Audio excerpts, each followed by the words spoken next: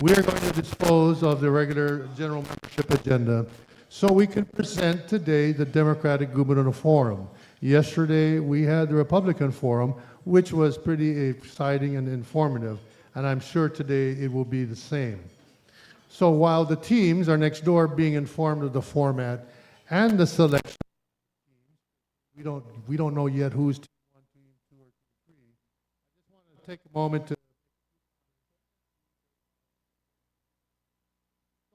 as I mentioned yesterday, this year's gubernatorial and senatorial election is very important. I can't overemphasize it. The military can only take us so far. And as I've said many times, we need to start making adjustments and start planning for when the money starts to slow down. We have a fledgling tourism industry, and many in the tourism industry have told me it's more like flatline, depending on who you speak to.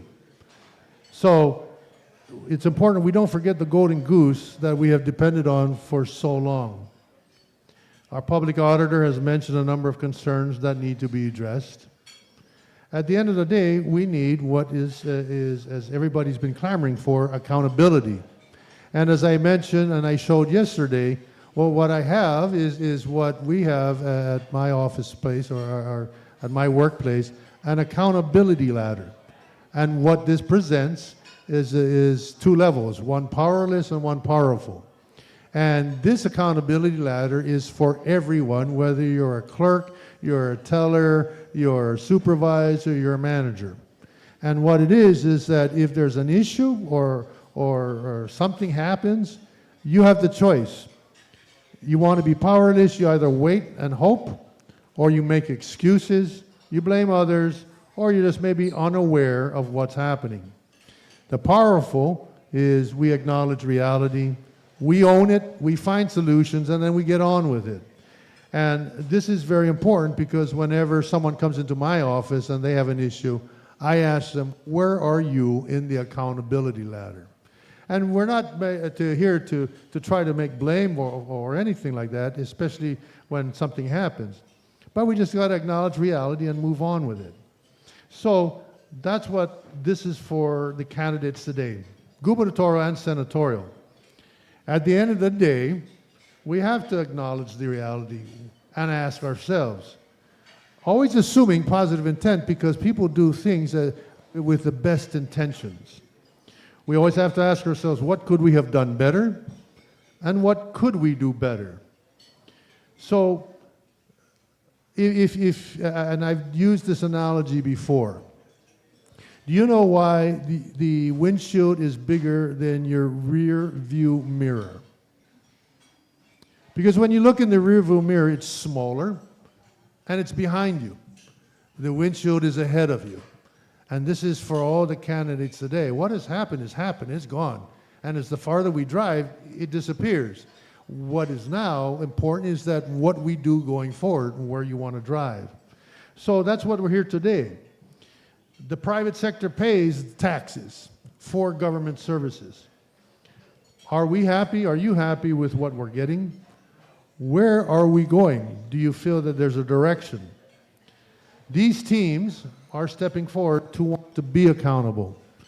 And it is our duty to elect those who feel they are the best to do so. While we have conducted other forums in the past, we are going to be doing something differently today. Before explaining a little bit more, I just want to thank some of the board members who worked to prepare for today. Dan Taidinko, Kim Anderson-Young, Marcus Fung, Ernie Galito, and Teo, and as well as the chamber team. They put a lot of work in getting this forum together in this format, so I just want to thank them personally. So what are we doing today? On your table, you will see what we have is a scorecard. If you haven't seen it, please feel free to get one at the front. And you can score each candidate yourself. It's important you do so. And what is a scorecard? It's to identify the candidates whose platforms are aligned with the chamber, the business community. And we have selected individuals from a cross-section of our board membership, as well as our general membership, to provide an independent assessment on behalf of the chamber. They're sitting amongst you, and we've kept their names anonymous to avoid any type of pressure. We then will tabulate their assessments and publish the results on or before July 1st. So what are the candidates being evaluated on? Well, there are many issues we believe, and the island faces, our economy faces. The focus is if we feel they are aligned with the Chamber's priorities, and what are they? And you can read them here. Fiscal discipline and sustainability, government effectiveness and accountability, economic growth and diversification, business and regulatory environment, government modernization and structural reform. It's a business, and we always have to adapt and change. We have to improvise to be able to move forward. And you can rate them. So if their score ranges at 1 to 3, they're not aligned. 4 to 6, they're partially aligned. 7 to 9, they're highly aligned. The other change, and then there's some other changes, that we did not send the questions out in advance. And we felt that as future leaders of our islands, they should be prepared to answer these questions comfortably. And I'm sure they are. If you were attending or watching the forum yesterday, they're not going to be the same questions. There were so many questions in each pillar that we used a randomizer to select a question for each candidate. Different questions for different forums. What does that mean? Each will respond to a different question from each pillar as we go along. We'll also allow the teams to be able to coordinate on how they would want to respond. Under the Executive Leadership and Governance section, we are allowing the governor and LT to both answer. Then we have the lightning rod. And yesterday, boy, that was a lightning if I ever seen one. So it was pretty exciting. Our moderator has randomly selected questions for this round. He did it himself.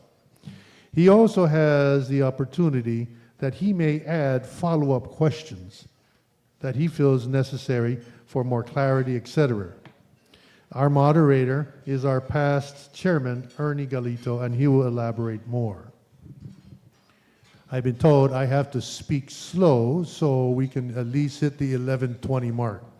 I just want to also mention that today's forum is going to be a little longer because we have 3 candidates. So please, if you need to use the facilities, it's right outside. You know where they're at.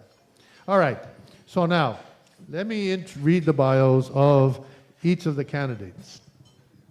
Lieutenant Governor Joshua Tenorio and Senator Tina Muñoz Barnes. Our first team joining us today is the Lieutenant Governor Joshua Tenorio, candidate for governor, and Senator Tina Muñoz Barnes, candidate for Lieutenant Governor. Lieutenant Governor Josh Francois Tenorio is the 10th elected Lieutenant Governor of Guam. A Talafofu resident raised in Sinahanya, he began his career as a caseworker before serving as a legislative assistant in Washington, D.C. for Congressman Robert A. Underwood in the House of Representatives. He later served as Deputy Chief of Staff for Governor Carl Gutierrez and went to serve as Administrator of the Courts of the Judiciary of Guam, where the Judicial Council unanimously confirmed him. Since taking office as Lieutenant Governor in January 2019, he has led efforts to advance sustainable development, modernization of government operations, improve public infrastructure, while expanding youth programs, increasing drug and alcohol treatment services, and reducing poverty and homelessness. Nationally, he serves on the Executive Committee of the National Lieutenant Governors Association and on the Board of Directors of the Global Island Partnership. He holds a Bachelor of Arts in Political Science and History from the University of Guam. Joining him is Senator Tina Muñoz Barnes, a daughter of Manila with over 40 years of public service. Senator Barnes began her public service at the Guam Public Defender Service Corporation, where she worked as legal secretary and investigator, defending the rights of indigent citizens. She is currently serving her 7th term as a senator in the Guam legislature and formerly served as the Speaker of the 35th Guam legislature from 2019 and 21. She has served as Vice Speaker on the 36th and 37th Guam legislatures. During her tenure, she has championed advocacy for the compensation of Guam's World War II survivors, the Medical Cannabis Act, the Patient Protection Act, and the procurement preferences for service-disabled veteran-owned businesses. Introducing Senator Joe San Agustin and Senator Dwayne San Nicolas. Oh, just let me step back forward. Together, Lieutenant Governor Josh Tenorio and Senator Munya Barnes are running under the banner of Let's Go Guam. Our next team is Senator Joe Shimizu San Agustin, candidate for governor, and Senator Dwayne San Nicolas, candidate for lieutenant governor. Senator San Agustin brings a distinguished career in public safety, civic leadership, and legislative services to this race. Before entering the legislature, he served as an officer with the Guam Police Department, an investigator with the Guam Department of Revenue and Taxation, and as a retired member of the United States Navy. Army. He has served in the Guam legislature from the 34th through the current 38th legislature, holding leadership roles including chairperson of the Committee on Education, Finance, and Taxation in the 34th legislature, and chairperson of the Committee on General Government Operations and Appropriations, and the Office of Finance and Budget across the 35th through 37th legislatures. He has also served as chairperson of the Guam Education Board, reflecting his long-standing commitment to strengthening public education on our island. Joining him is former Senator Dwayne T.D. San Nicolas, a veteran educator and entrepreneur. A U.S. Army veteran, Senator San Nicolas has served as a guidance counselor at Southern High School, a captain and supervisor with the Guam Customs and Quarantine Agency, and he is the founder and CEO of J. Goodman, LLC. He has served in the 37th Guam Legislature, where he chaired the Committee on Emergency Response, Military and Veteran Affairs, Borders, Safety, and Mayor's Council, bringing a focus on community resilience and the welfare of Guam's veterans and military families to his legislative work. Together, Senator San Agustin and Senator San Nicolas are running under the banner of Together We Can, Together We Will.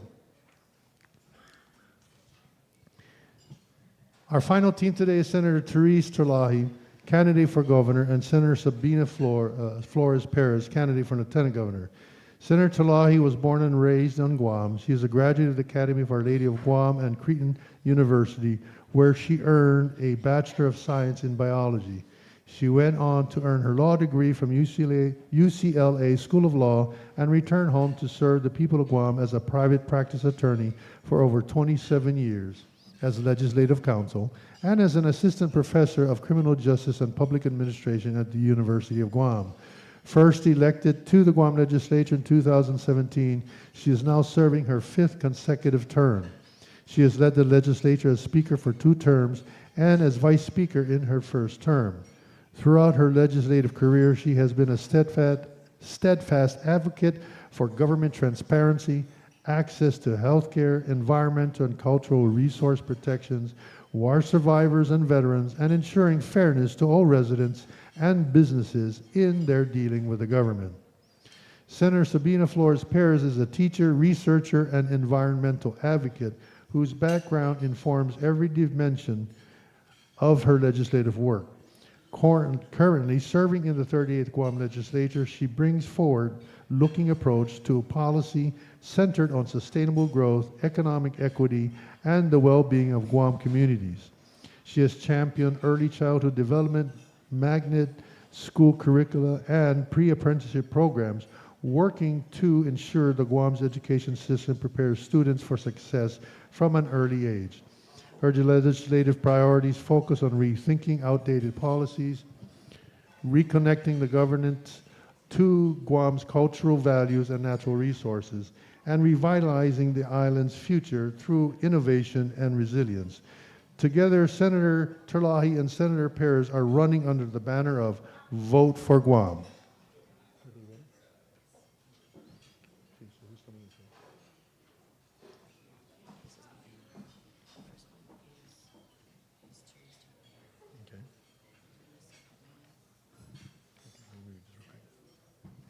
Okay, so we've got the candidates ready, so let's give them a round of applause as they enter. So Team 1, Senator Lahi and Senator Perez, if you can come to the top. Team 2, Lieutenant Governor Tenorio and Senator Muñoz Barnes, if you can join us as well. And Team 3, Senator San Augustine and Senator San Nicolas, please join us here. And finally, I would like to introduce our moderator, Mr. Ernie Galito, our past chairman, who did a wonderful job yesterday, and I'm sure he's going to do a fantastic job today. Let's give him a round of applause.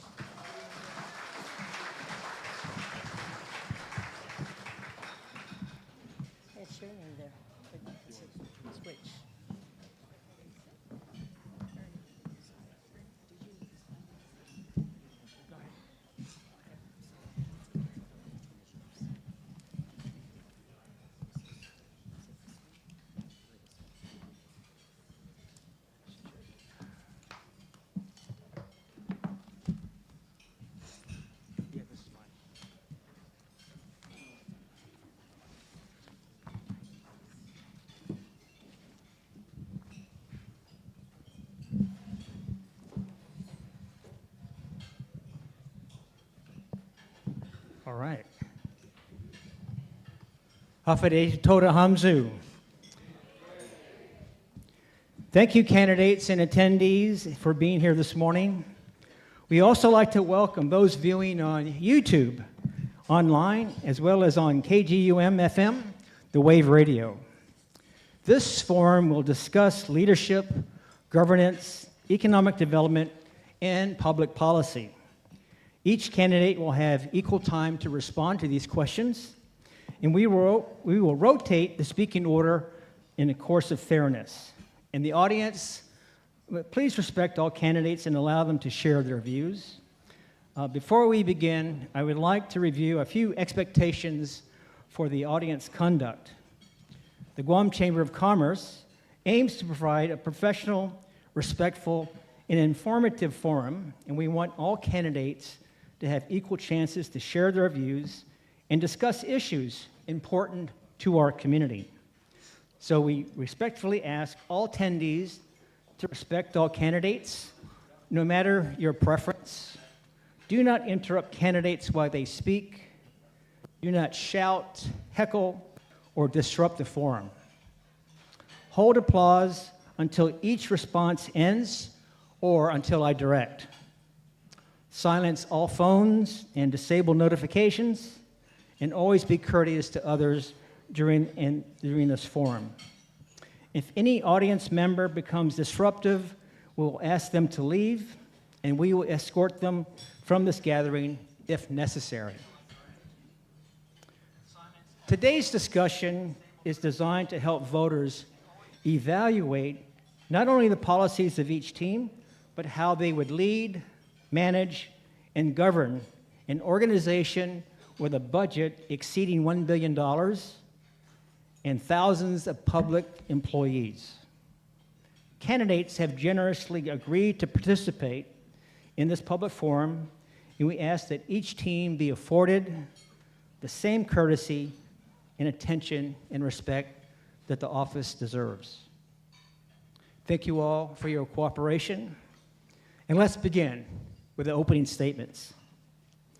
We will now invite each gubernatorial team to introduce themselves and share why they are seeking office, and each gubernatorial team will have 3 minutes to introduce themselves. So please, let's start with Ms. Perez and Mr. Lahi. Yes.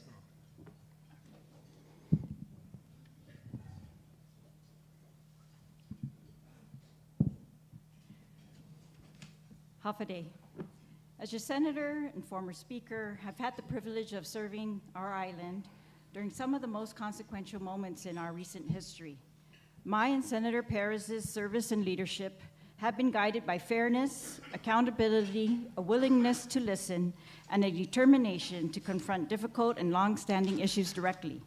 Our commitment to principled leadership, honesty, and integrity will not change if elected to governor or lieutenant governor. What will change is the ability to act with the full authority and responsibility of the governor's office and the entire executive branch, to focus on and address the challenges before us and the struggle of our people, and to move Guam forward with fairness, clarity, and resolve. Our biggest challenge is cost of living and quality of life of hardworking people, some of them with 2 jobs, who cannot afford to live on Guam. They cannot afford more of the same. None of us can afford more of the same. If they leave, we lose their skills, their knowledge, their experience in our workforce that we are desperately trying to build. We lose their taxes, their contributions to nonprofit services that the government is not providing, their contributions to our unique and special way of life on Guam, the Guam we love, the friendlier, safer, culturally unique, and a great place to grow our family. Government of Guam cannot affect all of the external costs pressuring our cost of living, but must make progress on some of the long-standing issues, injustices affecting our economy, finances, and ability to grow that have not moved in the last 8 years. We can also affect some local costs and quality of life issues with policy and by directing every single executive branch agency to focus on quality public services and reducing costs, like what we have done with removing the gas tax, preventing the imminent spike in real property taxes in the middle of a housing crisis, establishing a short-term rental industry for tourism, facilitating pathways for global subsea cables where all companies are treated fairly, the industry can grow, and better value for Guam. Allowing the CLTC to survey, bring in sewer, and utilities to increase the densities of residences, new homes on their properties and surrounding properties, and partner with USDA, SUDA, and local investment. To bring energy credits when they were needed, emergency food and commodities after the typhoon, and tools that the mayors needed. Oppose tax increases over the past 10 years. Support all the laws to ensure that 90% of companies on Guam are paying 3% GPT today, the minimum, according to the bond covenants.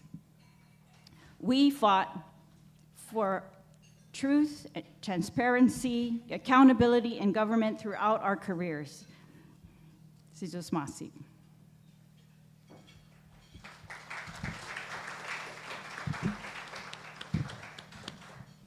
Hafaday, I'm Sabina Perez, Familian Godzo Cabeza. I'm proud to be running with Senator Therese Chalahi as Lieutenant Governor. As Senator, my record demonstrates that I worked hard to craft data-driven solutions to Guam's long-standing issues. As your Lieutenant Governor, I look forward to assisting in leveraging Guam's resources, empowering our community, and executing legislation, 120 which Senator Therese and I have passed, that addresses lowering the cost of living, providing affordable housing and access to health care, promoting fairness, ethical behavior, and accountability and transparency in government, protecting the health of our people, and diversifying our economy. I intend as Lieutenant Governor to advance the beautification task force within our villages that helps tourism, and to monitor the federal funds to the state clearinghouse so we do not return vital funds that our family needs. Together, we are the team to deliver competent leadership, to bring urgent relief to the everyday person, and to create a transparent, fair government that ends corruption so everyone can thrive here. Sizos Masi. Thank you very much. Now, we will ask team number 2, represented by Mr. Tenorio and Ms. Tina Munoz Barnes. Hafaday, thank you all for this opportunity to speak with you about our plans for the future. Over the last 7.5 years, I've been honored to serve as second team in a team that is focused on restoring fiscal stability in the government. This was very important so that we could stabilize revenues and make sure that for the first time in history, our government was able to provide unprecedented aid to businesses and individuals. With that foundation, it's time now to move into the future, a future of prosperity. And I can't help but feel confident looking around and seeing the generational shift that is occurring here in Guam. A big generational shift in the business sector is also going to occur in the government. That's the kind of change that I represent.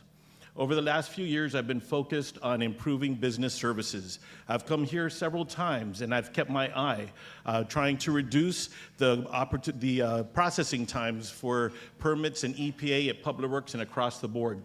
One of the biggest setbacks that I want to talk about is I still have a vision, I'm still committed, and I still will get an online business permitting system on. Unfortunately, it's been bogged down in a procurement system that has failed us, a procurement system that can be corrected at the legislature. Future of Guam is very dynamic, and in order to take advantage of every single opportunity and avoid every peril, you have to have a mature relationship with our federal government. You have to be in the room to get and lobby military support so that we can shepherd unprecedented investment in our infrastructure, in getting our power lines more resilient, in getting a hospital funded. We also have to pay attention very, very strategically with our primary economic driver in tourism. The face of tourism is changing dramatically in front of us. My intention, our intention as a team, is to empower and partner with the experts in the private sector to go forward and to shepherd ours through these perils, but to really keep our eye on the prize. The eye of the prize is the basic job of the governor. The basic job of the governor is to improve the quality of life for the people of Guam so they can afford to live here, so that we can nurture our talent and we can enjoy a good place. The best place to visit is always the best place to live. And I have asked a very good, competent, and innovative person to be my partner, in Senator Tina Muña Barnes. Thank you very much.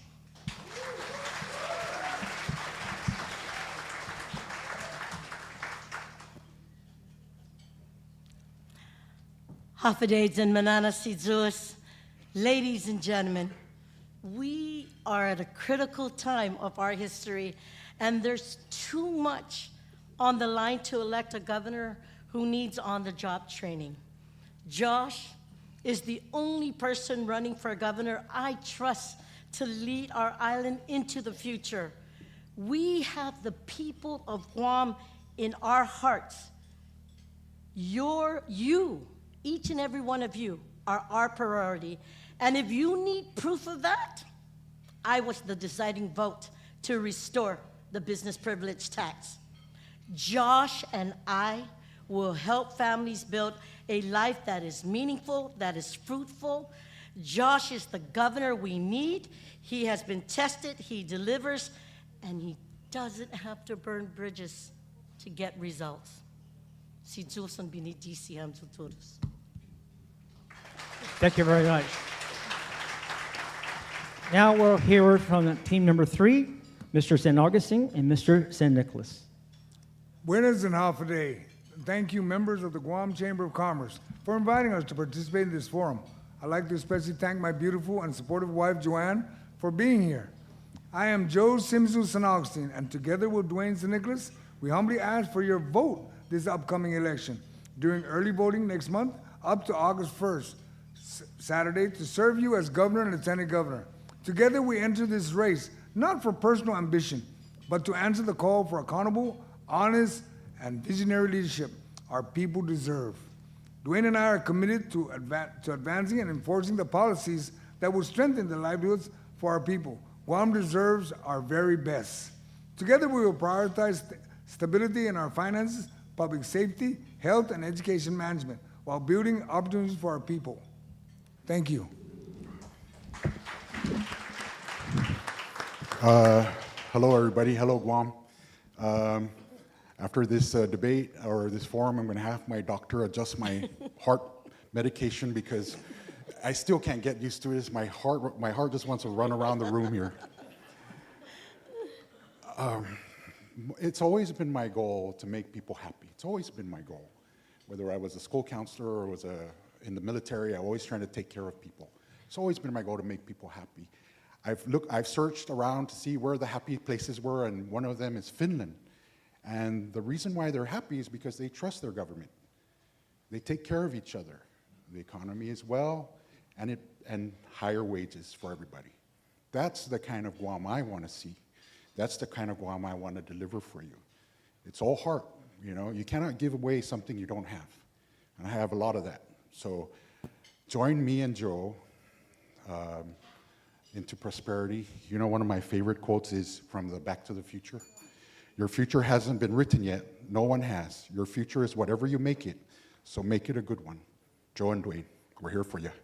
Thank you. Thank you very much, Mr. Nicholas. Now, the format of this forum is going to be in 3 distinct categories. The first one is we're talking about policy, public policy, and how they would direct that policy once they get into the office. The second portion of it will be on executive leadership and their philosophy on leadership, what style they'll adopt when they get into the office, and how they would manage their cabinet and agency directors.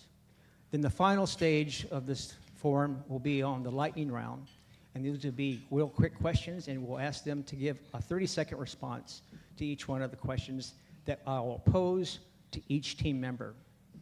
So let's begin with the policy portion of today's program, and I'll give some contextual background to each question, and the questions may be different for each team, but it will be under the same contextual background.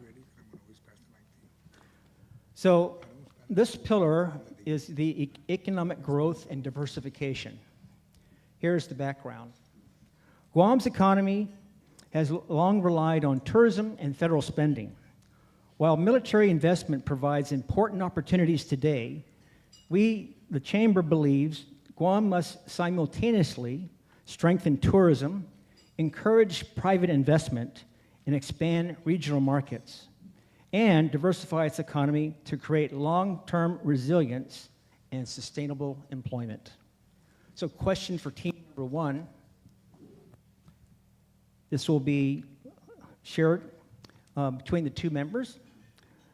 The question is, what policies would your administration implement to better integrate military spending and personnel into Guam's local economy? Masi. To integrate military personnel into Guam's economy and their spending, I think I have to give credit to the GHRA and the GVB for their efforts in this regard in getting some of our businesses on the bases and urging them to come off the base as well, and to spend their time in our communities in Tumon and throughout. And I think they've been actually very gracious in spending their time helping the community of Guam as well in volunteer projects, especially after the storms. And so we're very grateful for that.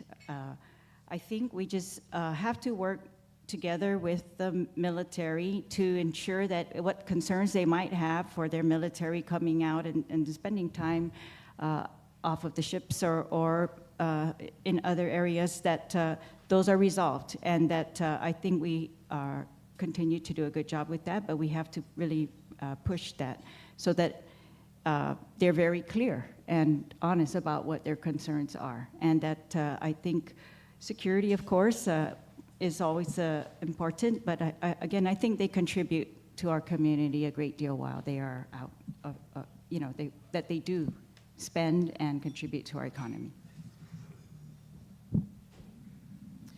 Yeah, I would like to add that we all know that there's a cliff that's going to come within 5 years, and so how do we capitalize on the economy today? And so we know that there's the need for, manufacturing, additive manufacturing is really critical to assist with any of the military operations here.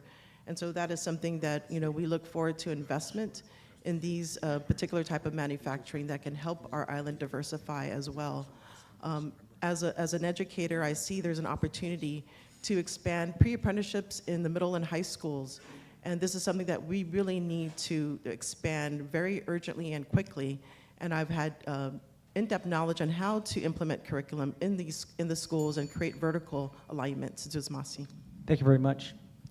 Response, everybody? Audience. All right, team number 2. Same contextual background under economic growth and diversification. Question is, Guam's tourism sector has seen limited reinvestment while visitor arrivals remain below historic levels.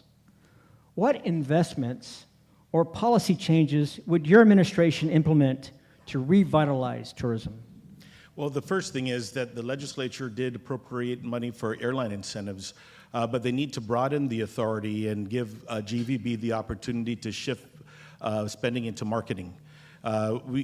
Tourism is changing, and if you take a look at the long-term economic promise of Japan and Korea, there's some concerns, but those have been our most reliable markets. There are about 18 million people that have a passport in Japan. Taiwan has 13 million people. So it tells us that we have to be able to maintain our market share and have a very strong posture with our core markets, but we also have to look down the line with the emerging markets. The countries of Southeast Asia are rapidly industrializing and getting more wealthy. Malaysia, for example, is already on the Guam CNMI visa waiver program. So the key here is being strategic and investing more in marketing dollars for our core markets, while at the same time doing some pivots and going and being strategic and laying the foundation for the future markets that are going to be that we're going to have to rely on. That is going to be on top of investments in the best places that Guam has to offer. Like I said, the best places to visit are the best places to live. And that's exactly the combination that we will go forward with. Thank you.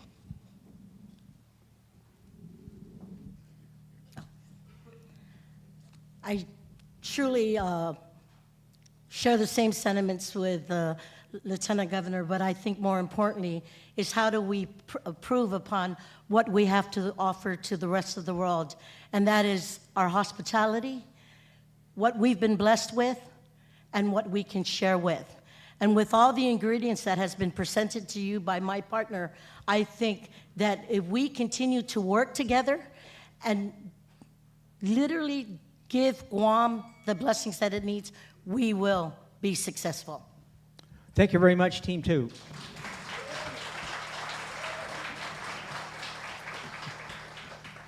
So Team 3, this is for Mr. San Nicolas and Mr. San Augustine. Your question is, in what areas do you see the greatest opportunity for collaboration between government and private sector to improve Guam's economy and quality of life? Well, you know what? I've always said this on many occasions. We need to keep business in business because it drives the economy.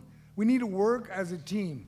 We need to bring in more private-public partnership, and then we can work things out. There's many things out there in the government of Guam that I know that the private industry can contribute and can actually help fix. You know, the government is not the main house that's going to drive the train. It's you folks, and it's the people of Guam. And that's what we look forward to, is working with the chamber and everyone else. It's about teamwork. I mean, that's what our slogan is. Together we can, and together we will. Thank you for that question. I was in Osaka a couple weeks ago, and the lady asked me, where am I from? And I said, I'm from Guam. And she goes, I love Guam. And she says, I said, what do you like about Guam? She goes, the water sports. And you know, we're gonna have to work again from the ground up. A lot of our tourism industry businesses have gone away, and we got to build that infrastructure to bring them back. But most importantly, government and private partnerships is very important for me, because government will decide the mission and private partners will carry it out. And that's what I believe in, and that's how we're going to move the island forward. Thank you. Thank you very much, Team 3. This next category is about government effectiveness and accountability. So team number 2, here's the contextual background. Government performance is measured not only by how much money is appropriated, but by the quality of services delivered to residents. Whether in education, healthcare, public safety, or public works, taxpayers expect measurable results, continuous improvement, and accountability from agency leadership. So your question is, do you support recalibrating educational funding based on actual student enrollment? And what principles would guide that decision? Well, one of the things we have to confront is the fact that there's 10,000 less students in the public school system now than there were even 10 years ago. And so there are some vacant buildings around town that can be repurposed and utilized to aid families and get more people to work. So early childhood development, even care for the elderly in schools, I think is something we should be open. The big reform I'd like to see is we would need to open a vocational high school, full-time vocational high school that is focused on job readiness and actually getting a job. Unfortunately, the GCC programs are being treated like electives in the school system, and that's something that's got to change. The other thing is that I think that we need to be able to look at the system-wide and have incentives for folks to make more use of school facilities. That's also going to be a benefit for the entire community. The other thing I'd say is that we've done some great work, and my running mate has been at the forefront of opening charter schools so that parents can have some choices. There are charter schools focused on the sciences, charter schools that are focused on language readiness. And those are all areas that need to work and integrate together so that we can get more people into the workforce. If we're going to sustain the economic growth that we desire, we need to have a group of people that are not only ready to work, but want to work. I have a bill in the legislature right now that works on vocational education. But more importantly, we've already have systems in place like the Professional Student Exchange Program working with GCC to train our students in the medical disciplines, 10 to 14 different medical disciplines, giving our students the opportunity to learn, to train, and then to work here. Ladies and gentlemen, we got to continue to keep our people at hand. Thank you very much, Team 2. So, Team 3, your question is, some cabinet members may come from the private sector or may be serving in government leadership for the first time. How would your administration prepare them for budgeting, procurement, compliance, financial management, and audit readiness? I'm going to ask you to repeat that because you mentioned the private sector. They know how to run a business coming to the government, but can you repeat the question so I can get clarity of exactly what you're asking? Exactly. Okay, here. Some cabinet members may come from the private sector, or they may be serving in government leadership for the first time. How would your administration prepare them for budgeting, procurement compliance, financial management, and audit readiness? You know, to answer that question, number one, if you came from the private sectors, I know you're running a business, so I know you know how to budget. You know what needs to be done. When you come to the government of Guam, you know what the problems are. You're going to be able to help us. Let's get on track, and let's get the things done that needs to get done. Because to prepare you for an audit, really, it's almost like what the OPA put out a report that there's no internal management. Wait a minute. When you get a federal grant, there's the do's and don'ts. They're very simple. Just don't do it, and just do what you need to do. Now, in the private industry, I know that you folks, you know how to run a business. You know what it takes to do a budget. You know what is going to be expected of you when there's an audit. So with that, there's really not much. It's a matter of finding out what expertise you have that can help the people of Guam, help us in the government of Guam. Let's get this right and let's move forward. Thank you for that question. I have a Warren Buffett mentality, and this applies to everybody. You know, you can make an honest mistake, and I can forgive you, but lose one shred of reputation, and I'll be ruthless. When you come to work for the government, that applies to everybody. You come to work with integrity and honesty, and with the benefit of the happiness of the people of this island, and that's all. You got that from me. Thank you very much. Thank you, team number 3. So, team number 1, this is your question. What are the 2 most important, significant operational challenges facing Guam's healthcare system? And what actions would you take during your first year in office? Operational challenges facing the healthcare system include really the revenues and not meeting the needs at GMH, our current hospital.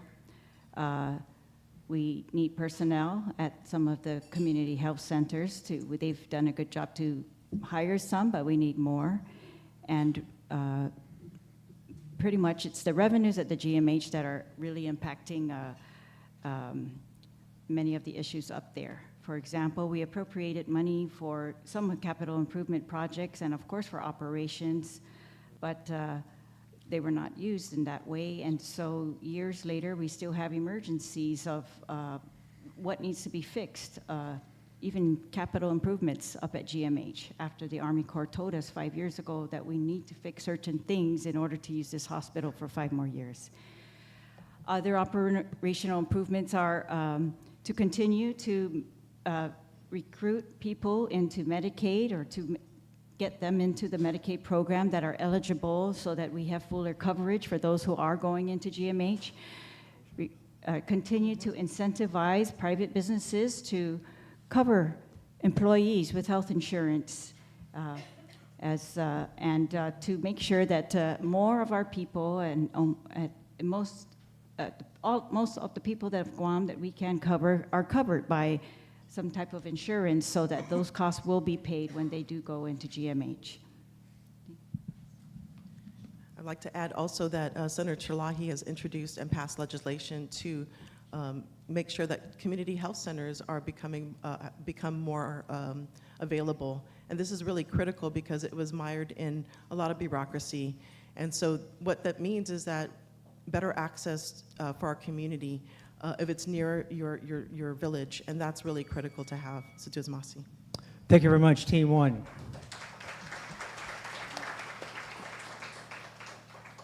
Now we're going to talk about business and regulatory environment. And this will be the first question for team number 3. And that is, here's contextual background. Businesses create jobs, generate tax revenue, and invest in our community. A competitive economy depends on predictable regulations, efficient permitting, transparent procurement, and a civil service that is responsive to residents and the business community alike. The Chamber believes government should be a partner in economic growth while maintaining accountability and public trust. Sir, your question is, would your administration implement fixed permitting timelines across agencies? And what maximum processing times to establish? Sir, you know what everybody talks about one stop, right? Everybody goes there and it's not a one stop. It's almost a hang around for a while program. And then that's going to change. In our administration, number one, we're going to have to take a look at the process when you apply for a permit. We need to look at the timetable and make sure that it's going to work and give you a checklist. You know, when I was at the Department of Revenue and Taxation, I was a compliance officer, chief compliance officer. I used to go out and inspect the clubs, and probably most of you businesses here. I used to bring the checklist because you needed to know what you needed to do to get past and stay open. And that's what we're going to do in the government of Guam. We're going to create the checklist so that when you come to apply for a business license, you know what you need to do, what you need to submit. So when you turn it in, well, hopefully within 48 hours, the process continues on to the next stage, and it just keeps going so that you know. And if we get the digital system going, everything's online, you get to see the process moving, and you can demand for an answer, and that we will give you. And that's what we're supposed to be doing anyway. It's about working for the people of Guam. Not the people of Guam working for the government. It's the opposite way. Thank you. You know, I watched my contractor build my house, and I said, man, I think I can do the same thing. And so I did one of those, I went through the permitting process, 4 weeks in agriculture, 10 months at EPA, highway division, electrical, I know that. We tend to make things complicated when life is so simple.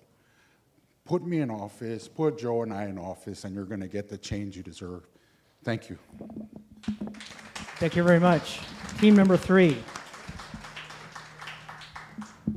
So, team number 1, here's your question. Potential investors have commented that Guam is not a business friendly.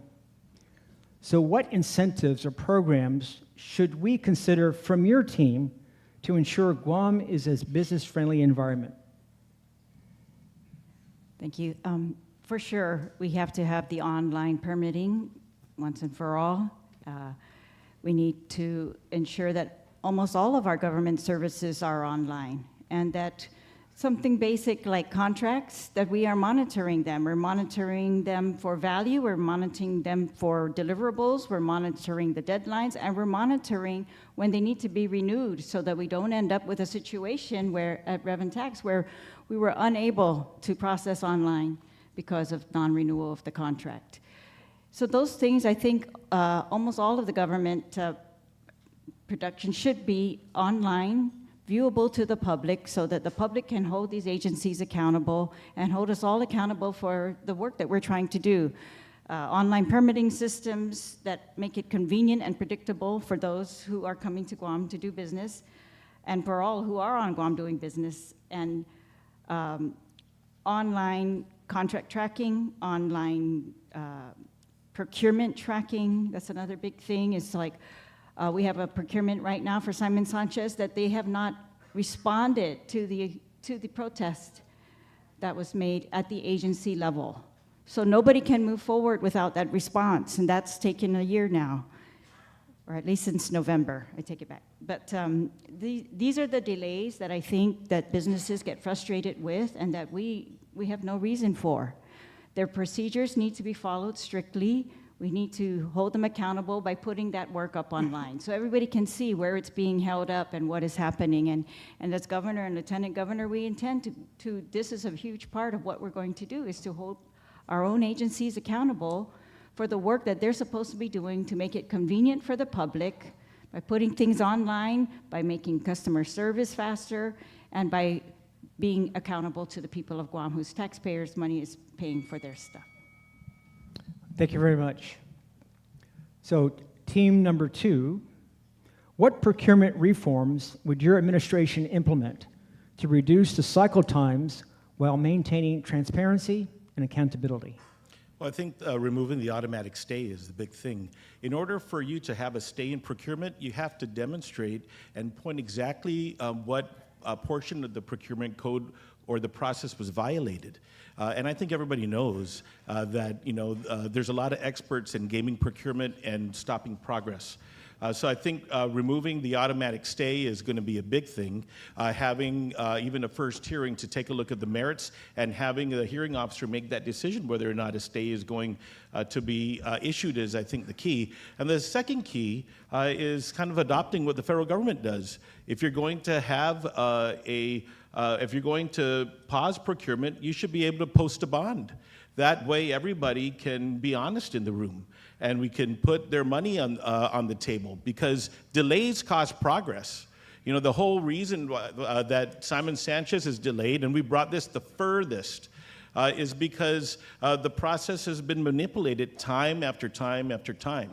And I would say that if we focus on those big things, we could really make use and have a lot of production happening with those kinds of reforms. Thank you. A bill is in the legislature right now. We need to vote for that. Lift the automatic stay and give the vendors what they need to follow through on what they need to build for Guam. Thank you very much, team number 2. So we're going to talk again about policy. So this is going to be talking about the fiscal discipline and sustainability. So this question is going to be for team number 1, and this is the background.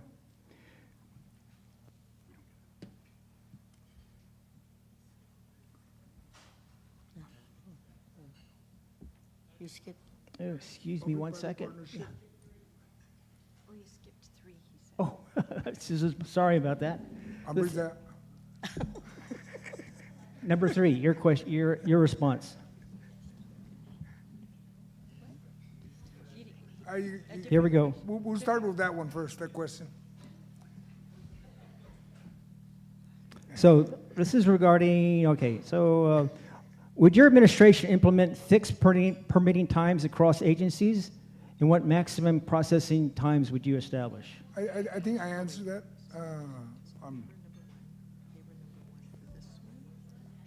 Okay, so. Junkin Po, pretty soon.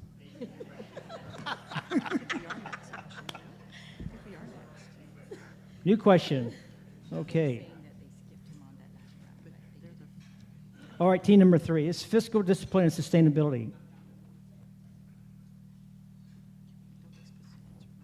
Many government agencies spend less than 10% of their budgets on maintenance, supplies, and equipment. Would your administration establish minimum funding standards for these priorities, and what targets would you set at?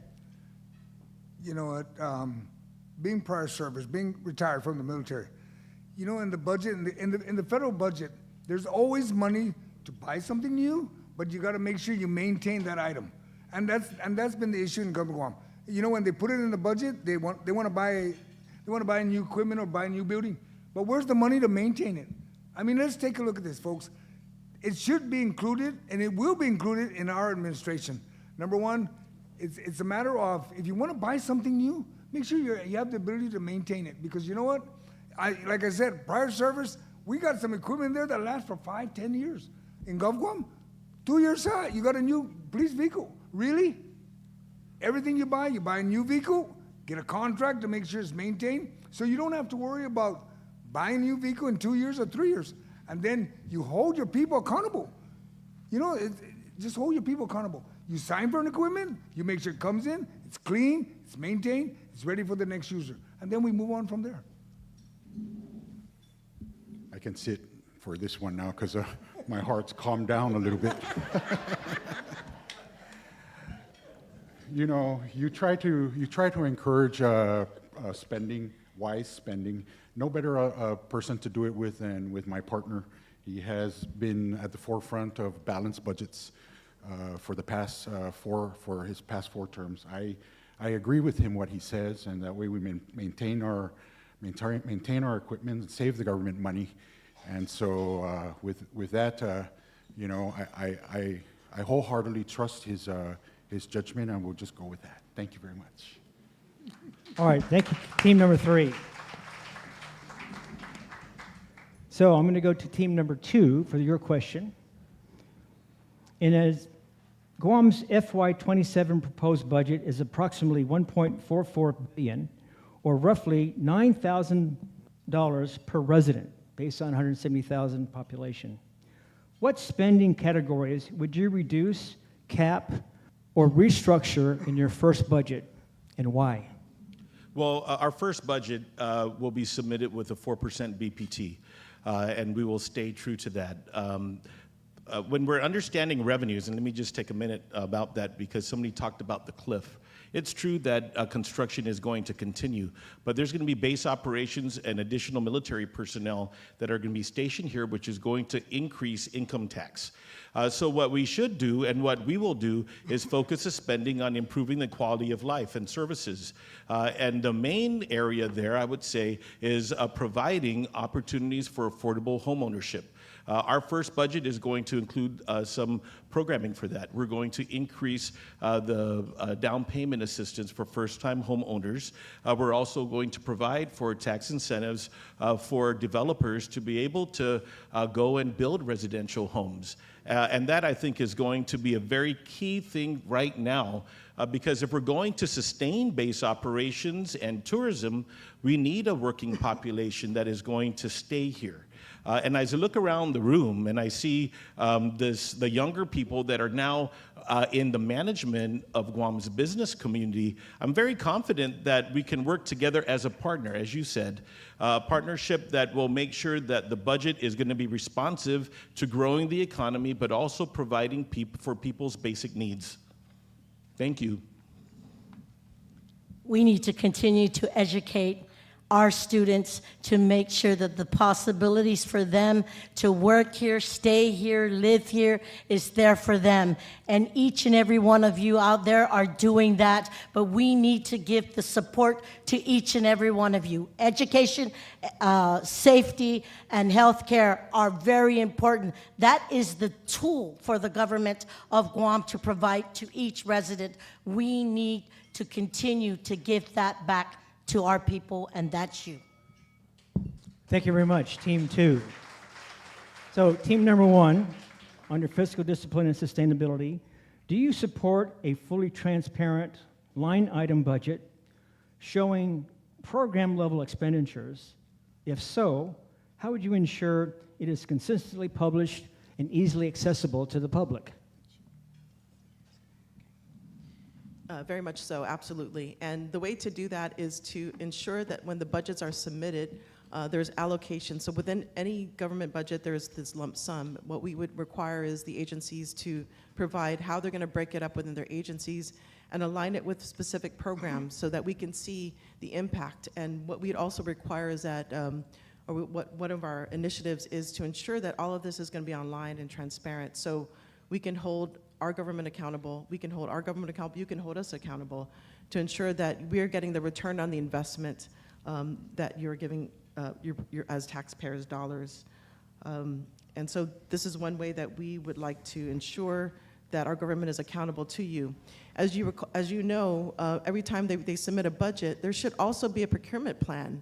So what that means is that we have prepared our solicitation packages. They can go out timely, and we can respond to them timely. What I see in the government, there is a need for training for procurement professionals, and seeing some of these bogged down procurements. I've learned from the guru himself, Attorney Brown, and I know when things are not done correctly. And so we really need to ensure government-wide that we are on the same page when it comes to procurement. And so we can get these procurements out in time for the business community that depend upon these contracts. And we are also looking for ensure that we're going to obtain value from these contracts. So this is what it means to be in the Chirlayi administration, Chirlayi Perez administration. We are for fairness. We are for value. We are for competency when it comes to business. Zuzmasi. All right, thank you very much. Thank you, candidates. We will now move into the executive leadership portion of the forum. And these questions will focus on how each team intends to lead, manage, and build a high-performing administration. The candidate for governor will have 90 seconds to respond, and the candidate for lieutenant governor will have 30 seconds to respond.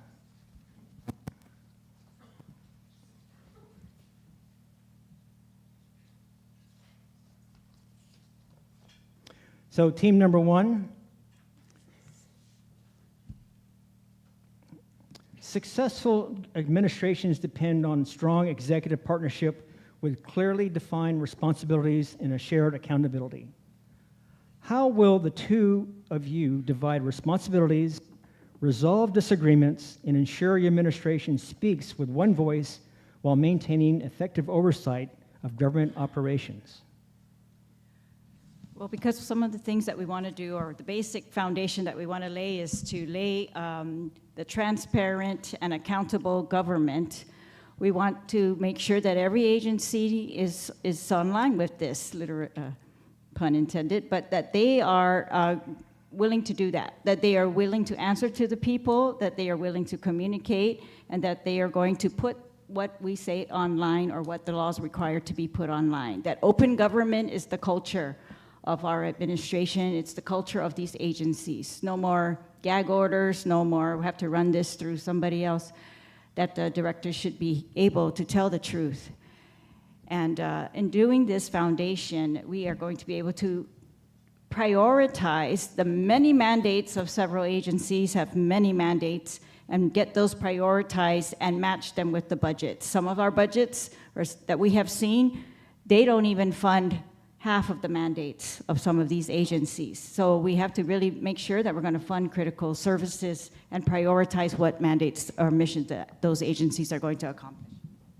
I just want to say that Senator Chirlayi and myself, we worked independently, although it looks like we share notes, but we actually work independently. And what that means is that we look at data, we look at evidence, and then we weigh that evidence. And so that is what's going to help us maybe prevent even issues, but as far as resolving issues, it's based on evidence. Thank you very much, team number one.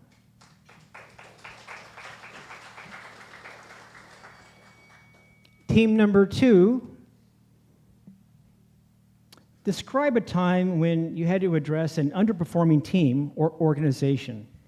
How will that experience shape the way you evaluate, support, and when necessary, replace cabinet members or agency leaders? I think it would have to be convening regulatory agencies with people from the outside to really do a self-reflection on performance. Many times, regulators, they really take their job seriously, but many times they misinterpret or overinterpret the instructions or mandates that they're given. And one of the things that we discover is there are just too many mandates.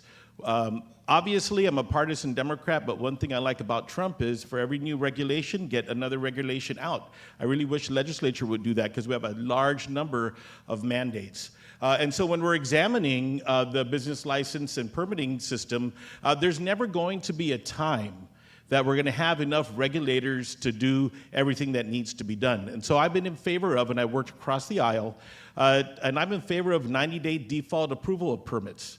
Of course, there could be caveats where regulatory agencies for high-risk projects might get additional time, but I feel that this is going to be able to prioritize time and shift resources and attention to those high-risk things and let everything else go that are the normal course of businesses. And having to talk about that with regulators, sometimes it's difficult, but you have to remind them that, number one, we're here to serve the people of Guam, and number two, you have to convince them because we're only here for limited periods of time, right? And we're here to do some work right now to make some reforms done and try and get it so that they can be sustained over time. I would say that would be the big challenge. Can you repeat the question, please? Yes. Describe a time when you had to address an underperforming team or organization, and how that experience shaped the way you evaluate, support, and when necessary, replace cabinet members or agency leaders. I think for me personally, that would take, I'm every other year, I'm on a contract and an interview from what the people think of the work that I do. And I think that being able to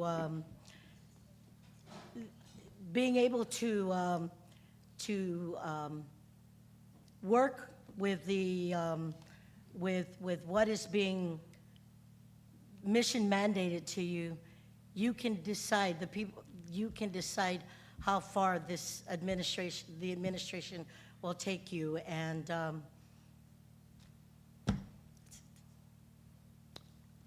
Thank you very much. Response? Yeah. Team number 3. The next administration will likely face economic uncertainty, natural disasters, public health challenges, or unexpected financial pressures. And leadership is often measured by decisions made during difficult times. If elected, what guiding principles will shape your decision-making during a crisis? And how will you balance transparency, fiscal responsibility, and the needs of Guam residents while maintaining public confidence? Number one, like I mentioned earlier, I'm retired from the Army. There's a lot of tabletop exercise in the military we do. That's what's missing in Guam right now. Every time there's a storm coming, it's like, let's go check if the water pumps are working, or did they cut the trees for GPA? No, that should be ongoing. That should be an ongoing process. The last typhoon we had was not Sanlao, was that Sanlao, but Marwar. I was surprised that everybody said, we're good. Tadza power, Tadza Hanum, what's going on? Really? Then FEMA came in and FEMA started putting generators at those locations. And then what happened this last storm? First thing I heard was when I was asking out, why is our water pressure low? Well, because we're waiting for GPA to turn on the generators. Really? It's your pump station, it's your generator, turn it on. You know what?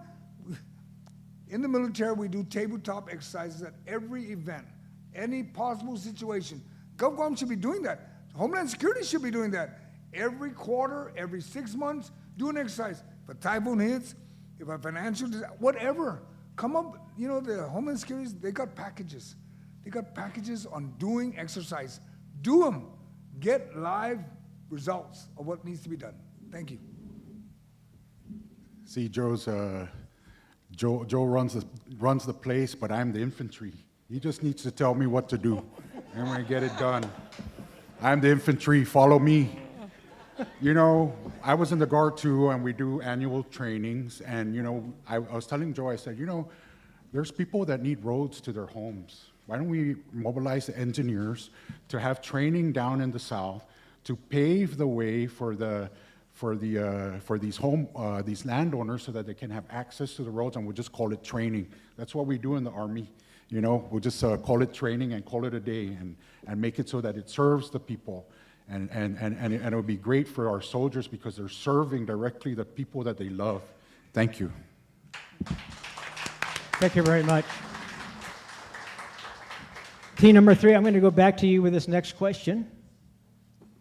And that is, many successful organizations establish measurable goals, regularly review performance, and continuously improve operations. So the question is, what management practices will you implement to create a culture of performance, innovation, and continuous improvement across government of Guam? And what metrics will you personally review on a regular basis? What performance base we would use? Was that the general question? Yeah, what metrics will you use to regularly review to make sure that government operations are on time to your satisfaction? Well, it shouldn't be my satisfaction, but it's the satisfaction of the people of Guam. Number one, everybody should be driven by performance base, and we should be measuring every job that they're required to accomplish. And then we reach out to the people of Guam and the chamber, and we say, what do you think? Give us your opinion. Give us a grade. Tell us where we're at. Because on many occasions, you know, we can't see everything. You know, they say when you're in Adalum, you can't see everything. Por favor, help us. You're there. You can help us and tell us, hey, you're messing up over here. You need to catch up on this. When you let us know, then we respond. Because there's 51 agencies? Really? I don't believe we need that many, but we'll figure that out as we move along. Because I'm telling you right now, we need to take care of business. We need to be able to do performance-based, do a lot of speaking with the directors, looking at the agencies and measuring it. I will be visiting every agency if I'm elected governor. And I know my lieutenant governor will also. We want to see if the job's getting done. Are you getting the service that you have the right to? That's how we're going to do business. We're going to come to you, and we're going to expect you to come to us and say, help us. I'm going to say, let's get this done today, and let's move on. 30 seconds. So, you know, it's just Joe and I. And we came up with a slogan, Together We Can. And that's because we understand that we can't do this alone. We're going to need a whole community. We're going to need a whole bunch of talent that we hope doesn't leave the island. You know, my GM, Isaiah, always tells me, sir, you know, there's 4 families that came in to buy luggages because they're leaving island. So we cannot do this by ourselves. We're going to need your help. And what better place to start than right here with all you very, very talented people to help give honest, good service for the people of Guam so we can move this island forward. Thank you. Thank you very much. So, number 2, here's our question. Did you ever envision a different political status for Guam instead of the one we have now? If so, can you see us not having to deal with the Jones Act or cabotage laws or federal laws which restrict our ability to fully participate economically, to economically develop or flourish? Well, one big issue, regardless of which political status choice, that is really not a nuance, but is really a basic question, is the question of the U.S. citizenship. A lot of people kind of set that aside when they're talking about different political status options. And U.S. citizenship is very important to many, many people. We have a large number of people that have fought for the USA, including members of my own family. So I think that we need a pivot. We need to return back to basic. We need to have a federal territorial commission, something like the Commission on Self-Determination, which preceded the Commission on Decolonization, which allows the legislative branch and the executive branch together to establish a unified front to deal with the federal issues of the Jones Act and cabotage.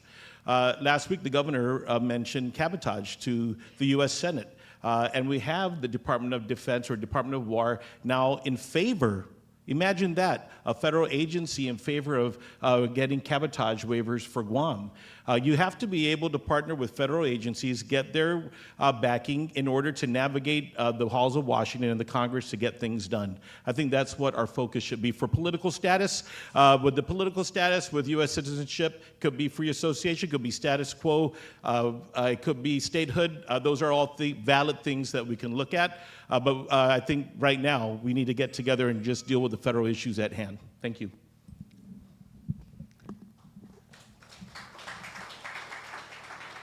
Ladies and gentlemen, regarding cabotage and the Jones Act, we literally need to lift those. But I'm going to tell you, whether it is statehood, whether it's free association, whether it's independence, our people of Guam need to choose. And I will continue to work with groups out there and organizations who will help us with this fight. Because in order for us to decide where we want to be with our people, we need to make that decision. And that's why I continue to work with the underrepresented nations, people's organization, and other organizations out there that will help us take this journey to let us determine our own political status and where we need to be. And that decision is us here on Guam. Thank you very much, team number 2. Team number 1, first of all, I'd like to apologize that the first questions that we asked you in this section, we didn't fully give you the full allotment for Ms. Paris to answer the question. You kind of shared the time allotted for Ms. Terlahi. So I want to ask you if you want to take another swing at the question, and I'll give you a full allotment. And I can repeat the question if you want to have it repeated. Okay, here's the question that we wanted to give you another chance at. How would the two of you divide responsibilities, resolve disagreements, and ensure your administration speaks with one voice while maintaining effective oversight of government operations? Yeah, just to add on what I said earlier, I think communication is the key. We need to have a shared communications protocol amongst us. I think also, in statute, the lieutenant governor is responsible for the beautification task force. And I believe that I'm fully, well suited for that, considering the policies that I've enacted regarding getting rid of abandoned vehicles, illegal dumping. There's several laws that I passed that just need to be implemented and engage the community in that. The other role of the lieutenant governor is the state clearinghouse, which oversees federal funds. And this is really critical because if we're thinking about making sure that the funds are utilized in a timely manner, one of the audit findings was that there wasn't even an idea of when things were going to be expired. And so we need to take control of that to address these audit findings and to ensure that the funding is utilized, in addition to expanding and seeking additional funds, because as you know, Guam is a community in need. Masi. Thank you very much, Ms. Paris. Now for the under final question under executive leadership. Question for team number 1 is, what qualities, leadership standards, expectations will you prioritize when selecting cabinet members and agency directors? And how will you ensure they remain accountable throughout your administration? We're going to make sure that we have priorities that are open government, transparent government, and accountable, and that we can put everything online that is possible within those agencies, given the funding, and look for ways to streamline what can be streamlined in the government. For example, procurement, for example, hiring, for example, accounting. While we have a shortage of accountants, that we share resources among the agencies so that we're going to be able to do that. But the number one criteria for me with these directors is going to be that they are willing to deal with the public in a very honest way, and that they share that value of customer service, that's what we're trying to bring, and improved quality of life through improved customer service, and the goal to reduce costs wherever possible. And we're also looking for professionalism. We are looking for problem solvers. We want to be able to bridge the gap between the services that they are looking for. We also are looking for, of course, competent, ethical, good character, people of good character, and willing to really, possibly think outside the box when it comes to addressing the needs of our community. So we are looking for those type of professionals that are held to a standard and that share the same vision and are aligned with our initiatives to make Guam better and to make Guam thrive. Masi. Thank you very much, Team 1. Candidates, ladies and gentlemen, we've concluded the second portion of today's forum, and now we're going to conclude the rest of the forum with our lightning round. These questions are intended to reveal leadership philosophy and instinctive decision-making. So each response should be concise and limited to 30 seconds. And I'll ask the same question amongst all three candidates. And this one's going to talk about fiscal discipline and sustainability. And so I'll start with team number 3. Your question: should budget requests include measurable outcomes before funding is approved? Yes. 30 seconds. Yes. That's your answer. I mean, just yes. All right. Thank you very much. Keep it simple. Team number 2. Same question. Should budget requests include measurable outcomes before funding is approved? Yes. 30 seconds? 30 seconds. But it's not that black and white, right? In order to make this big transformation to that kind of budgeting, there has to be a whole bunch of training, but it has a lot of dialogue with the Guam legislature. The reality is there are too many mandates, and if we're going to submit budgets based on every single mandate, the Chamber of Commerce and the people of Guam will not be happy with the kind of budget that is submitted. So there's a little bit more work that needs to be done before we get into that kind of high-performing budgeting. Thank you very much. Team number 1. Should budget requests include measurable outcomes before funding is approved? We already have budgets that come down that do not meet all the mandates of the agencies. This is one of the things why previous legislatures came up with this lump sum budgets, so that they didn't have to account for all the mandates that are really necessary in an agency. And this is one of the things that has to be decided in the beginning. What are the priorities of this agency? Which ones are not funded? That has to be made very, very clear to the legislature in their funding and that mutual understanding. Thank you. The answer is yes. Team number 1, again, government effectiveness and accountability. The question is, would you tie executive retention to measurable results? I think absolutely.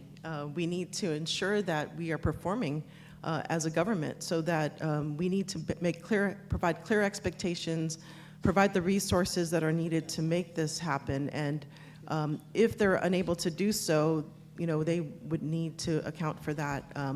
If it's a lack of resources, then that's something that we can work with. But if it's clearly that they're unable to meet the standards, then we would have to hold them accountable.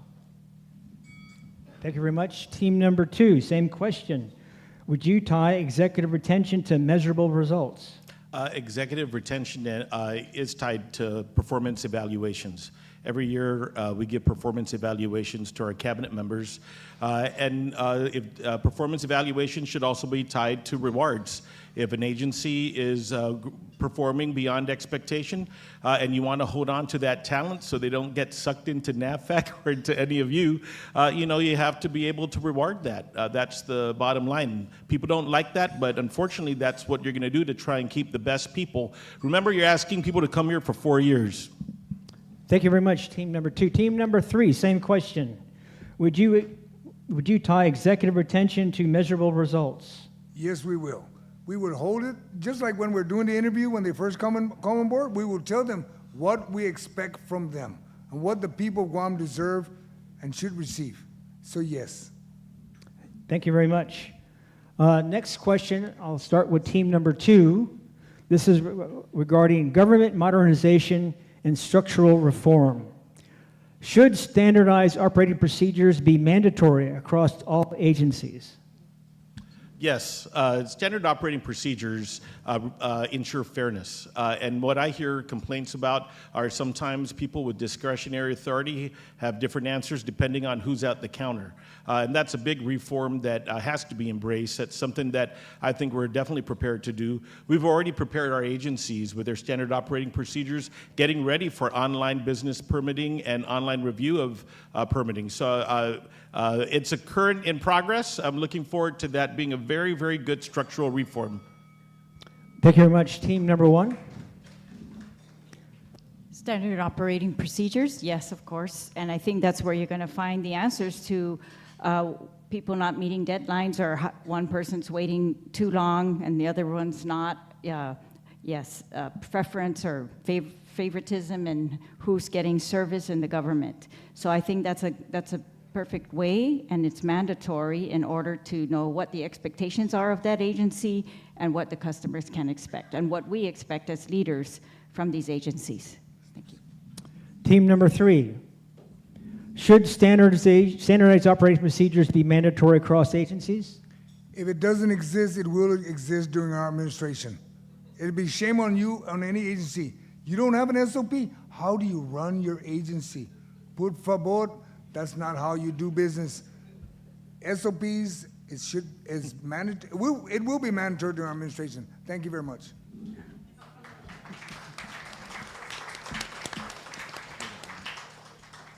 Okay, so team number 3, I'm going to start with this question.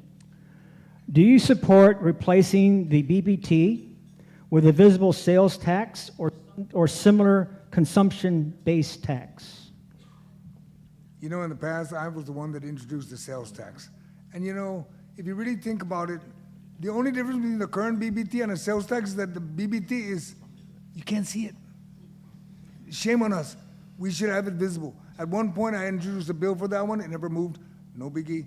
In our administration, we will make sure, we will force that issue that it become visible, because why? The people of Guam need to know what we're paying for. If you just switch it, BBT, sales tax, same thing. The only thing we're missing is the online folks. They don't get to pay.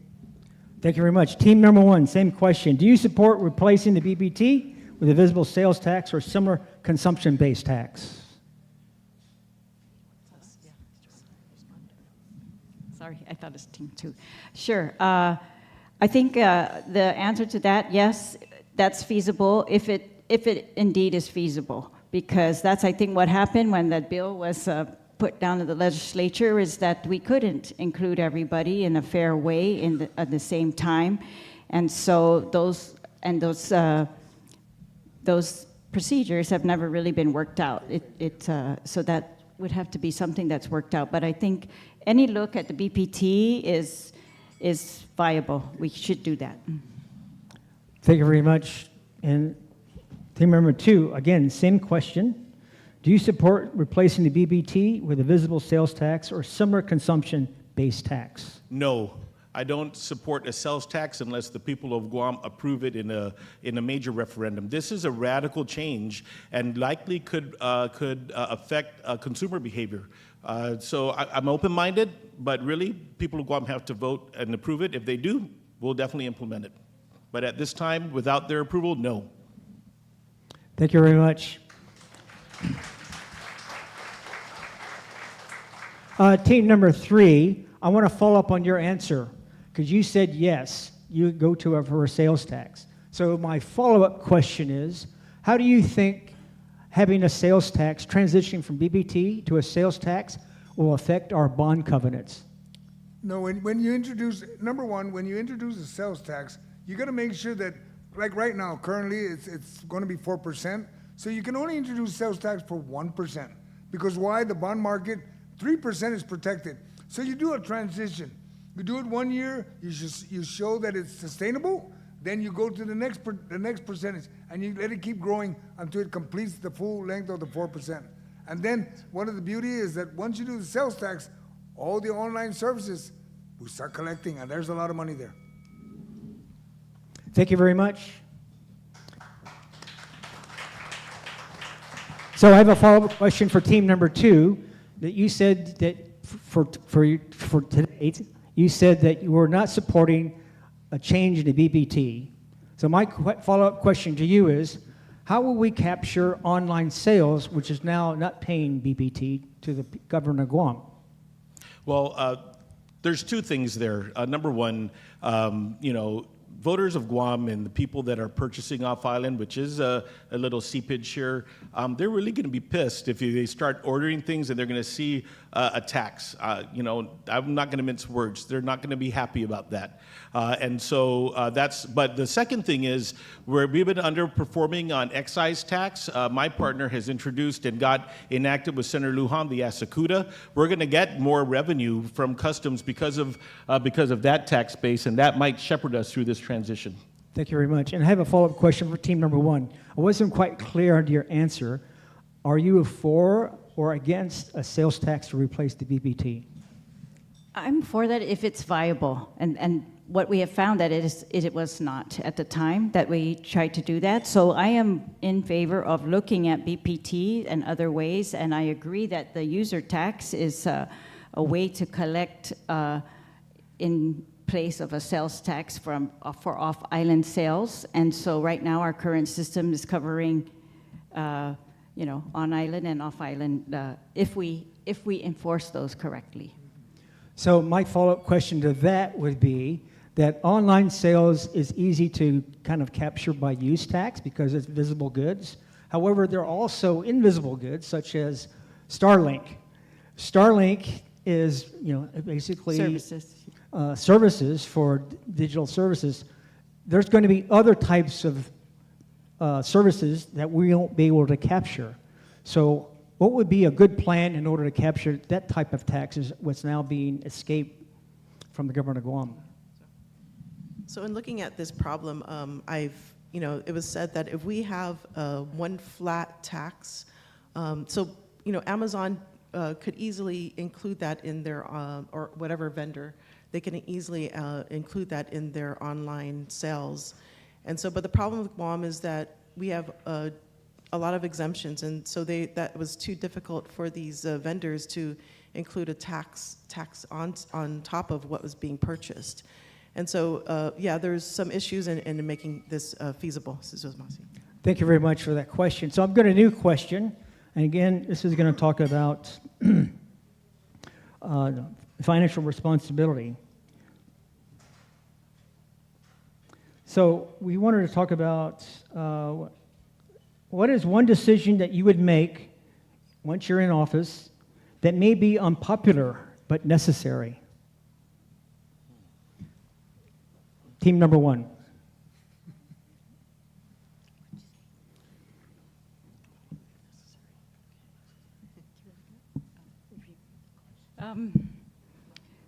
I think really it's that direct accountability with the agencies and with everybody in the government, that we have set performance measures, we have timelines, we are tracking all the federal funds. There's no more seepage. We're tracking, whether there's leaking water that's costing our agencies. I expect that to be reported, and all of these things just to be dealt with immediately.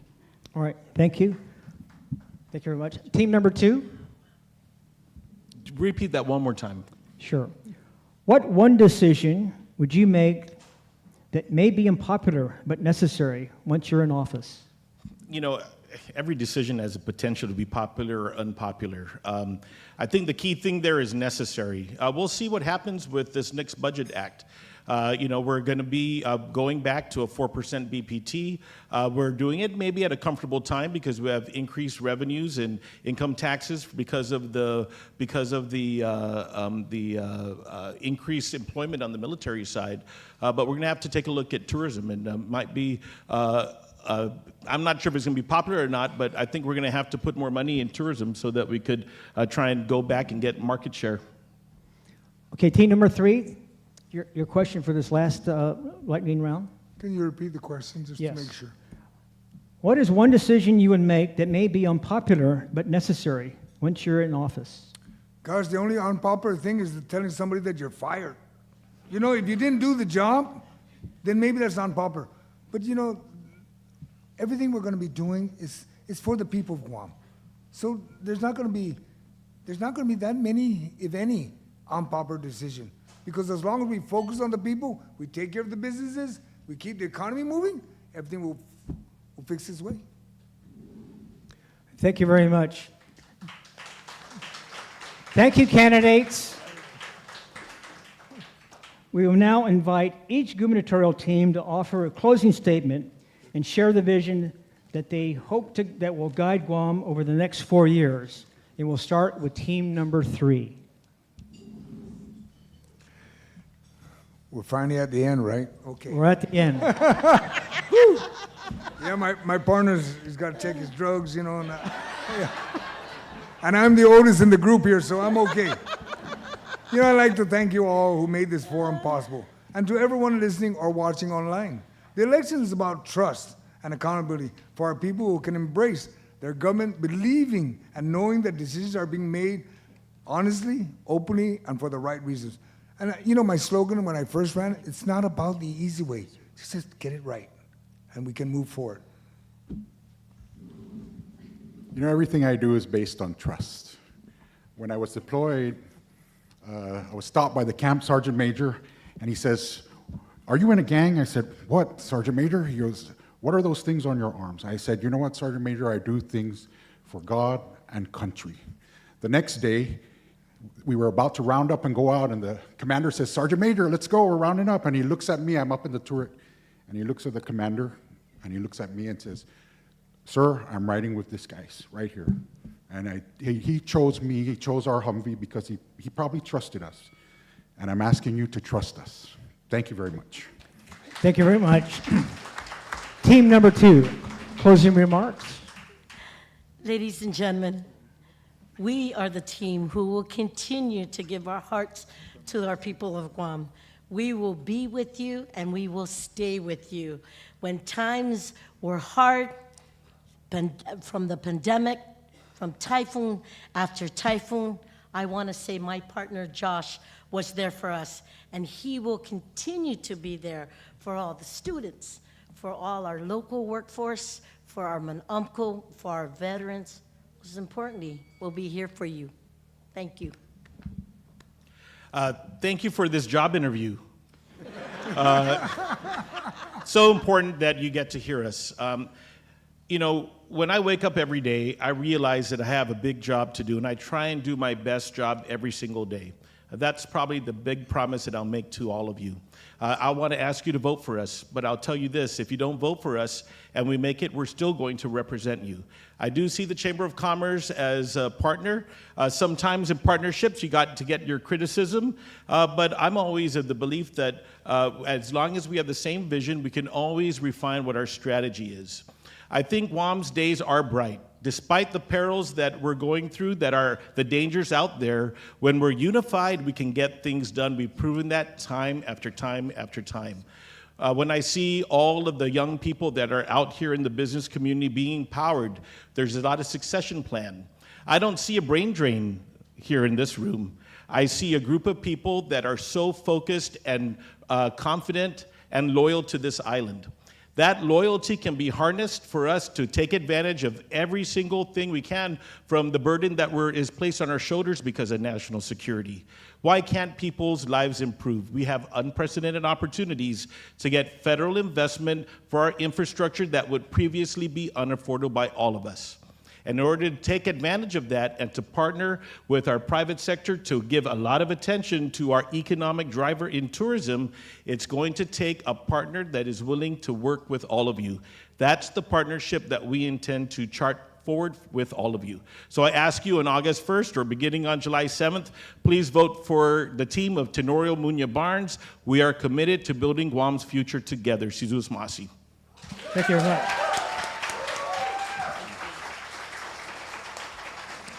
Team number one, closing remarks.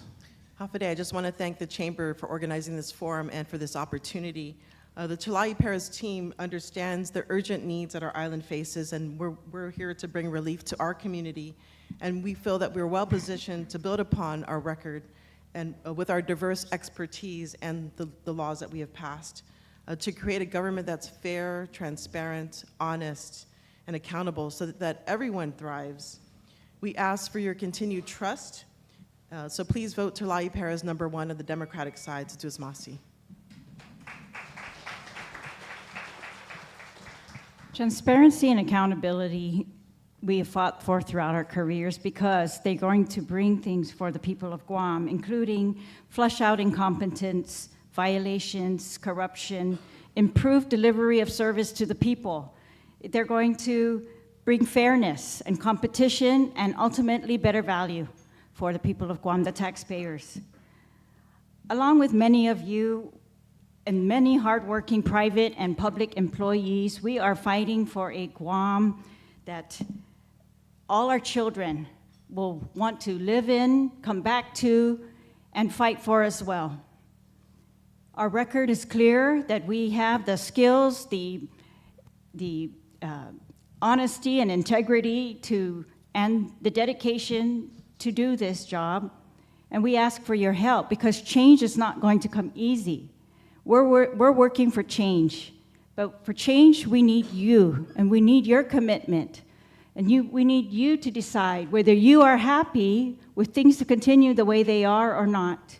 And if you're truly not, then I'm saying vote for change. Please vote for Guam. Vote for Tulai Paris on August 1st. Help us to bring change to Guam. Help us to keep our families here. The early voting is on July 7. So for everyone who's listening, please, you can vote July 7 at the West Inn. And again, we need your help. The change of Guam needs your help. If you want true transparency and accountability and things not to be the same, that's what we're trying to bring for you. And that we've brought all of our public service and our private service and all of our experience and our dedication to you, the people of Guam, and we are asking for your help to help us bring this change. Sizus Masi.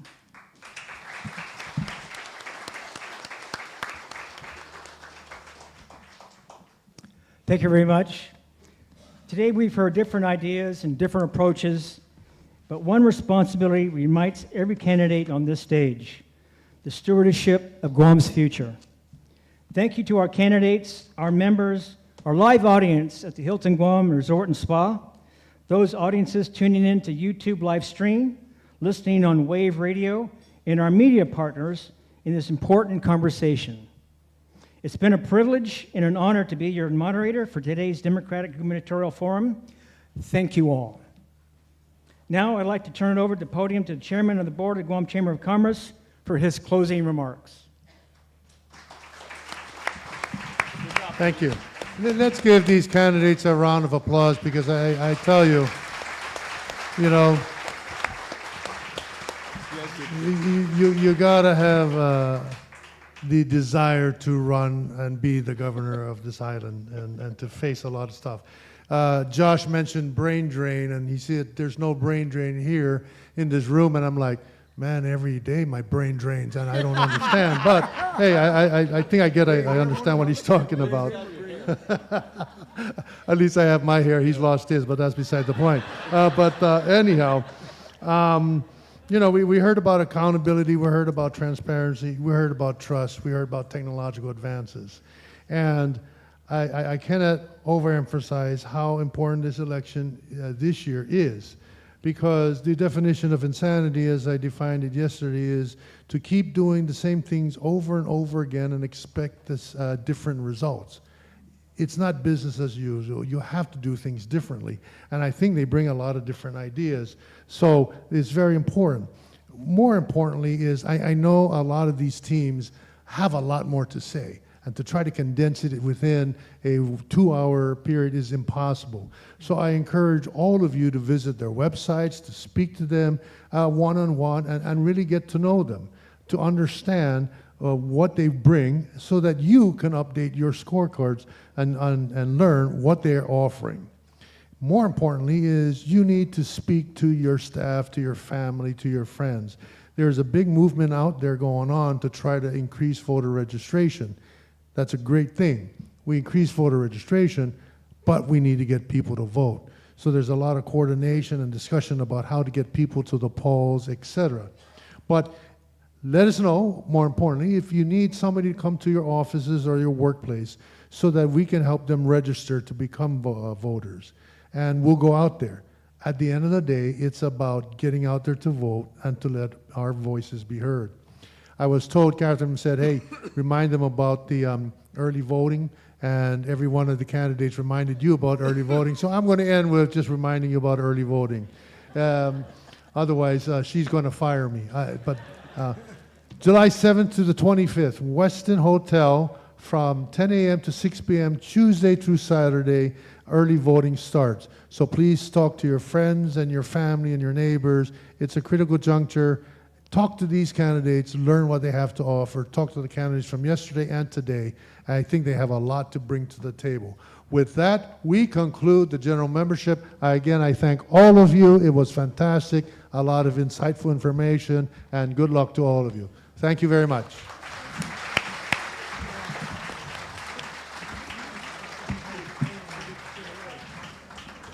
So again, thank you so much for tuning in to Wave 105 on our website, thewave105.com, on 105.1 FM on our radio station, as well as our YouTube channel, the Wave 105.1 FM Guam, which is where you can continue to tune in and again watch the Guam Chamber of Commerce Forum from yesterday with the Republican parties, the teams of Speaker Frank Blas and Dr. Mary Okada, and then the other Republican team of Vice Speaker Tony Atta and Mr. E.J. Calvo. And then you can always go back to the YouTube channel or the wave105.com and watch this forum with the 3 Democratic parties that we just tuned into.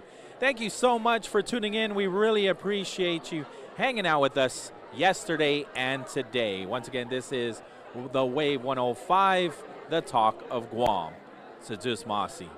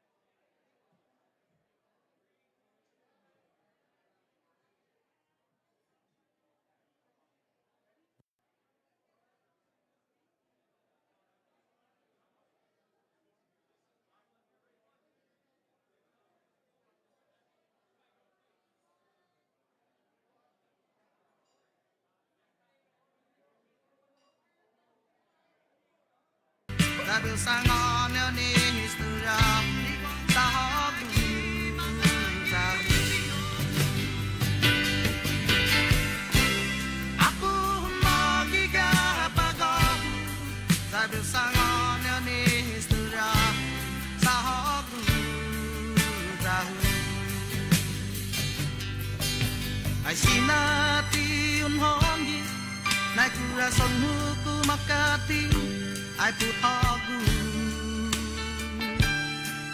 ai lo hagu itelu ai magoi tin hasu na pu hagu tu na neni na mapaku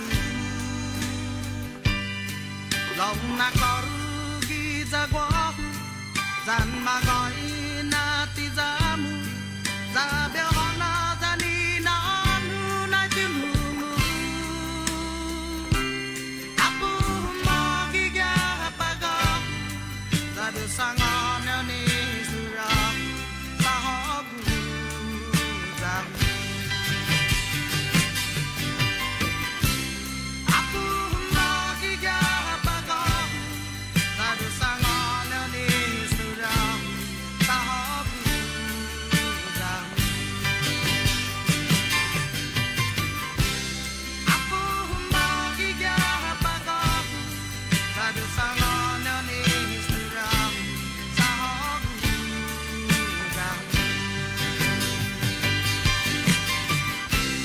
apu ma gi ga paga za be sangon ni sura sa ho gu za KGUM FM, Dedido.